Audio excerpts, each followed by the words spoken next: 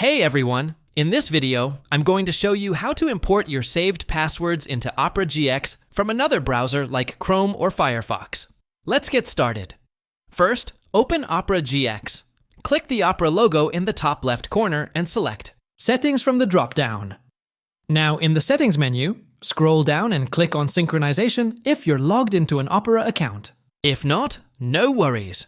We're going to manually import passwords. Scroll down to the autofill section and click on Password Manager. Now this next part is a little hidden. In the address bar, type this exactly: opera:/flags. That's opera/flags, hit enter. In the search bar at the top of the flags page, type the word password import. You'll see an option called password import. Change it from default to enabled. Then restart Opera GX. Now go back to Settings, open Password Manager again, and you'll see a 3-dot menu next to Saved Passwords. Click it, and now there's an import option. Click Import, then choose the CSV file that contains your passwords.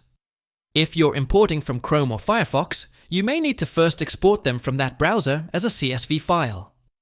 Once you upload the file, Opera GX will automatically import your passwords. And that's it! Your logins are now saved and ready to use in Opera GX. If this helped, give it a like and subscribe for more how-to videos.